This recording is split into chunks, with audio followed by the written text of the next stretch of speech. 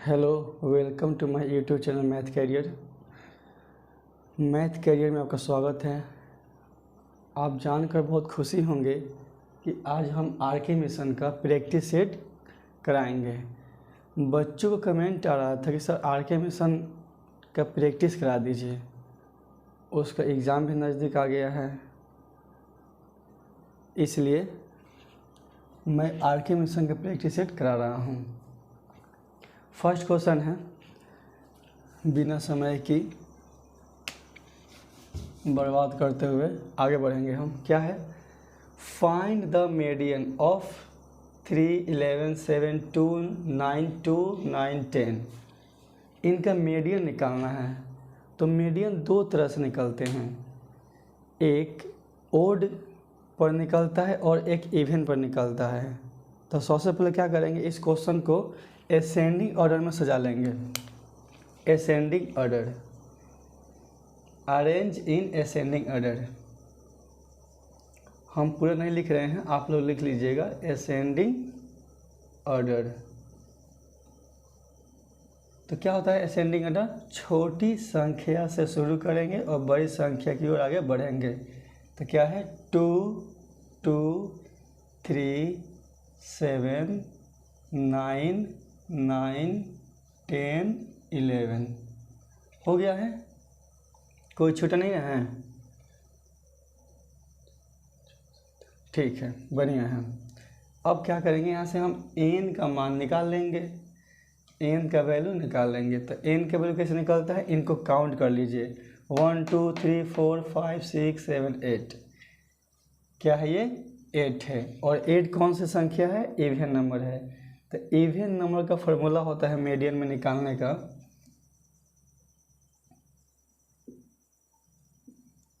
n/2 + 1 nth term.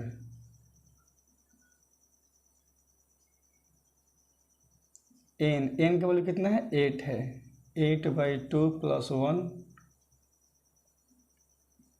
nth term. तो ये cut जाएगा 4, तो क्या बचेगा? 4 + 1, 4 + 1 nth टर्म। तो कितना हो जाएगा? 4, 1 कितना होता है? 5, 5th टर्म। तो 5th टर्म कौन है असेंडिंग ऑर्डर में? 1, 2, 3, 4, 5। ये 9 क्या होगा? आपका आंसर होगा। Hence 9 is the required number is 9। क्या होगा? The required number is 9। ठीक है, वीडियो को पॉज कीजिए और ये अगला क्वेश्चन सोल्व कीजिए।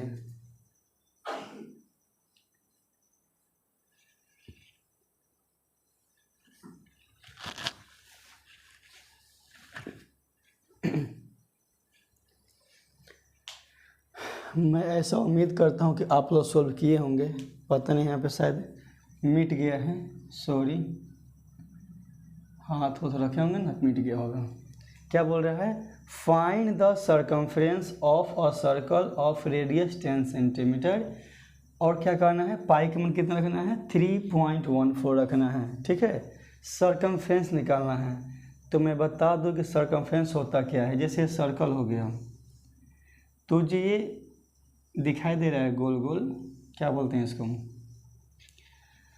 Perimeter of the circle is called circumference. Circle की जो पेरीमीटर की लंबाई है, इसी को क्या बोलते हैं? सर्कमफ्रेंस बोलते हैं। क्लियर हो गया होगा? चलिए, क्या दिया है? ये रेडियस दिया है। किसका रेडियस? सर्कल का। The radius of the circle क्या होगा? 10 सेंटीमीटर। क्या निकालना है? सर्कमफ्रेंस निकालना है। The circumference of the circle। Formula क्या होता है? 2πr होता है। 2πr। तो 2 पाई का मान क्या लेना है? 3.14 इंटू पाई कितना है? 10 है। चलिए गुना कीजिए। 314 में गुना करते हैं 2 से, 8, 2, 6।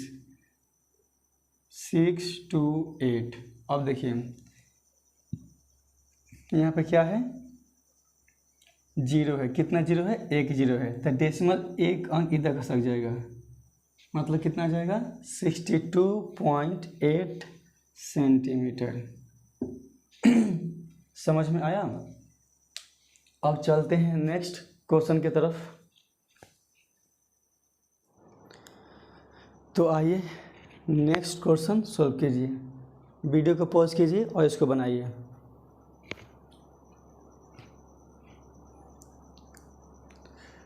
आशा करता हूँ कि आप लोग इस क्वेश्चन को अच्छे से पढ़े होंगे और इसको सोल्व भी किए होंगे। ठीक है, मैं बनाता हूँ, अपने आंसर मैच कीजिएगा। सबसे पहले क्वेश्चन को ध्यान से पढ़िए। क्या बोल रहा है question, the hypotenuse of a right triangle is 17 centimetre long. कह रहा है कि किसी समकोण त्रिभुज का कर्ण 17 सेंटीमीटर लंबा है। तो पहले एक बनाइए राइट एंगल ट्रायंगल। ये हो गया आपका right angle triangle. Right angle triangle में एक कोण 90 डिग्री का होता है और 90 डिग्री के सामने वाला होता है हमारा हाइपोटेनस। ये क्या है, बेस, और ये आपका जो परपेंडिकुलर, इसे बोलते हैं परपेंडिकुलर। ठीक है, और हाइपोटेनस का जो लेंथ है ये आपका दिया हुआ 17 सेंटीमीटर, 17 सेंटीमीटर। कोई दिक्कत, कोई दिक्कत नहीं। If one of the remaining two sides is 8 centimetre in length, कह रहा है कि शेष दो भुजाओं में से अगर शेष दो भुजाओं में से एक साइड की जो लेंथ है 8 सेंटीमीटर है। अब एक बात बताइए, साइड कितने थे, 3 साइड थे। 3 साइड में से एक साइड लिख दिए तो कितने बच गए, 2। इसीलिए क्वेश्चन में बोल रहा है कि शेष 2 साइड, तो शेष 2 साइड ही ना बचे हैं, और शेष 2 साइड में से कोई एक साइड 8 सेंटीमीटर का है। तो इन दोनों में से इसको हम मान लेते हैं 8 सेंटीमीटर। आप ऐसे भी मान सकते हैं, कोई दिक्कत नहीं है। ठीक है, फिर क्या बोल रहा है, find the length of the other side, दूसरे भुजा की लंबाई ज्ञात कीजिए। तो हम लिखेंगे let the other side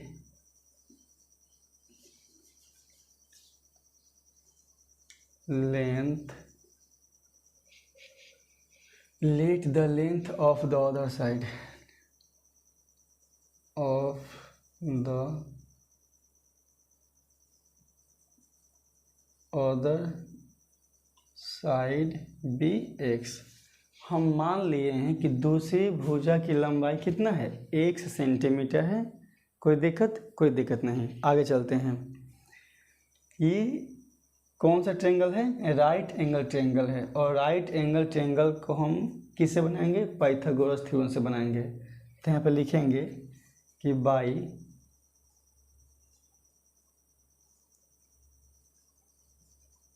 Pythagoras theorem. क्या होता है फॉर्मूला, h² बराबर p² plus b²। H for hypotenuse कितना है, 17, तो 17 का स्क्वायर। पी फॉर क्या है, परपेंडिकुलर, दिया है नहीं दिया है, तो पी को हम क्या माने हैं, एक्स माने हैं। पी को हम क्या माने हैं, एक्स माने हैं, x²। B for base, base कितना है 8, 8 का स्क्वायर। इसमें हम सेंटीमीटर नहीं लिखे हैं, आप लोग लिख लीजिएगा। 17 का स्क्वायर होता है 289, x², ये हो जाएगा 64, 289, ये प्लस में है, इधर आएगा तो माइनस में, x², 225, इसे घटाइएगा तो मिलेगा x²।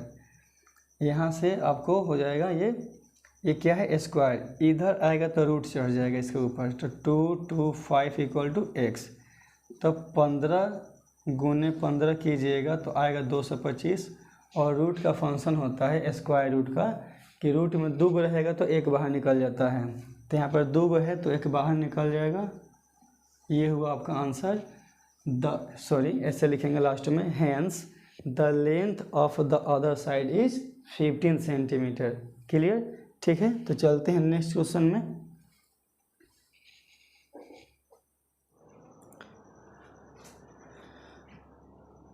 ये रहा क्वेश्चन 4 नंबर आपके स्क्रीन बोर्ड पर, इसे सॉल्व कीजिए। तब तक के लिए मैं साइड में खड़ा हूँ। मैं आशा करता हूँ कि आप लोग इस क्वेश्चन को सॉल्व किए होंगे। ठीक है, find the angles of a triangle which are in the ratio 4:3:2। कह रहा है कि किसी ट्रायंगल के एंगल्स को फाइंड कीजिए जिनका जो रेशियो है, जो अनुपात है, 4:3:2 में हैं। ठीक है, तो अब यहाँ पर इसका जो भाषा लिखेंगे हम, क्योंकि यहाँ पर 3 एंगल है और एक से अधिक एंगल होता है, तो उसके लिए हम लोग प्लूरल वर्ब का इस्तेमाल करेंगे। जैसे में 3 एंगल है तो क्या लिखेंगे, लेट द 3 एंगल्स, किसके एंगल से, ट्रायंगल के, तो लिखेंगे ऑफ द ट्रायंगल आर क्यों लगा रहे हैं, क्योंकि शुरू में ही बोले हैं कि जब एक से अधिक संख्या होता है तो उसे प्लूरल कहते हैं, प्लूरल माना जाता है। तो उनके साथ तो वर्ब कैसा होगा, प्लूरल होगा। क्या होगा, इनको एक्स ले लीजिए, इस रेशियो को हटाने के लिए इनके साथ एक्स ले लीजिए, 4x 3x एंड क्या हो जाएगा 2x रेस्पेक्टिवली।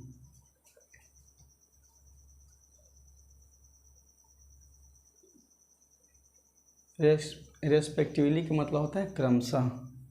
हम मान लिए हैं कि किसी ट्रायंगल के तीनों एंगल जो है 4x 3x और क्या है 2x हैं। समझ में आ रहा है? अब आप ये भी जानते होंगे, we know that the sum of the angles of a triangle is 180 degree. किसी भी ट्रायंगल के तीनों एंगल का सम कितना होता है, 180 डिग्री होता है। ठीक है, लिखेंगे यहाँ पर we know that the sum of angles of the triangle is 180 degree. ठीक है, इस भाषा को आप लोग लिख लीजिएगा। हम यहाँ पे डायरेक्ट लिख रहे हैं, आपको बता दिए हैं, आप लोग लिख लीजिएगा उसे।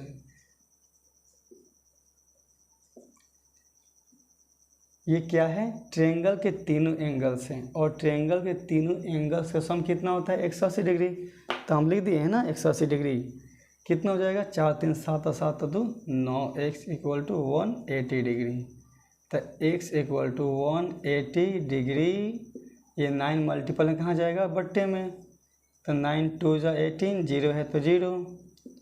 तो x का वैल्यू कितना आ गया, 20 डिग्री।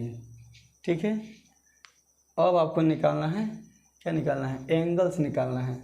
और एंगल्स में एस लगाया है, इसका मतलब कि तीनों एंगल्स आपको निकालने हैं। लिखेंगे द मेजर, इसके नीचे हम नहीं लिखे हैं, नीचे आता है तो दिखाई नहीं देता है। द मेजर ऑफ द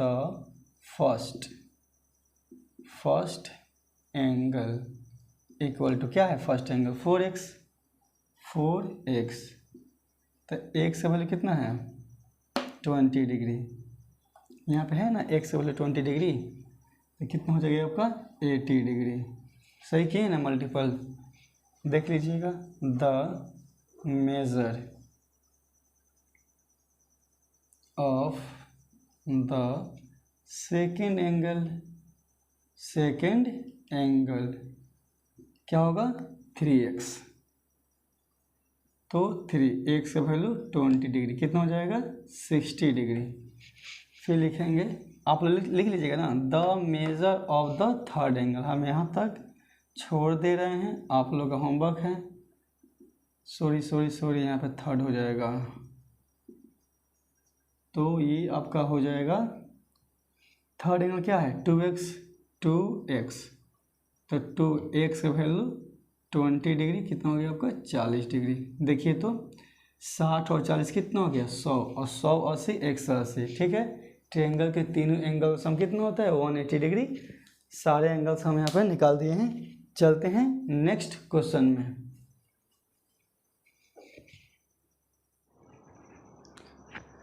लीजिए अगला क्वेश्चन आपके बोर्ड पर है, इसे सॉल्व कीजिए। तब तक के लिए मैं साइड में हूँ।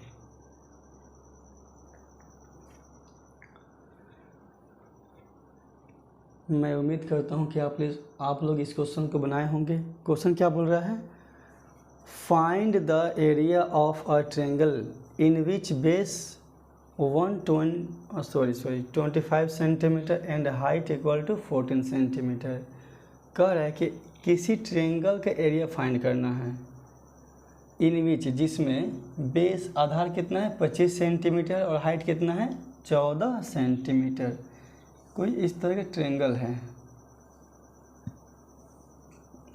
इसका जो बेस है 25 सेंटीमीटर है और हाइट ये रहा परपेंडिकुलर लाइन, इसी को बोलते हैं हाइट। हाइट कितना है 14 सेंटीमीटर। कोई दिक्कत? कोई दिक्कत नहीं। एरिया ऑफ द ट्रायंगल का फार्मूला होता है 1/2 base into height. Base into height यानी आधार गुने ऊंचाई। तो 1/2 बेस कितना है 25 और हाइट कितना है 14। ये कट जाएगा 7 बार में, तो 25 7 कितना होता है 175। 175 और यूनिट क्या दिया है सेंटीमीटर, और हमको निकालना है एरिया, तो क्या हो जाएगा सेंटीमीटर स्क्वायर। अब कहिएगा सर यहाँ पर सेंटीमीटर स्क्वायर क्यों लिखे हैं, तो एक बात बताइए, यहाँ पे 14 सेंटीमीटर का तो हम लिखे नहीं किए थे और यहाँ पर 25 सेंटीमीटर का हम नहीं लिखे थे। तो सेंटीमीटर इंटू सेंटीमीटर क्या होता है सेंटीमीटर का होल स्क्वायर। ठीक है, अगला क्वेश्चन क्या है, इसे सोल्व कीजिए।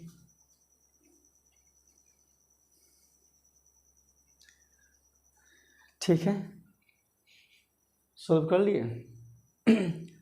अब देखिए इसे मैं बनाता हूँ, आप अपना आंसर मैच कर लीजिएगा। कह रहा है,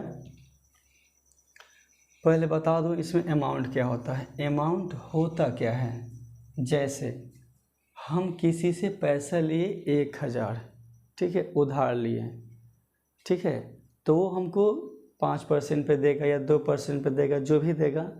तो 1 साल या 2 साल के बाद जब हम पैसा लौटाएंगे, तो जो हम उसका जो मूलधन लिए हैं, जो शुरू में हम धन लिए 1000, वो तो उसको देना ही पड़ेगा। जो ब्याज आएगा, जैसे मान लीजिए ब्याज आ गया 500 रुपया, तो 1000 उसका पैसा मेरे पास ऑलरेडी था और 500 ब्याज हो गया 1 साल या 2 साल में, तो पैसा कितना हो गया 1500।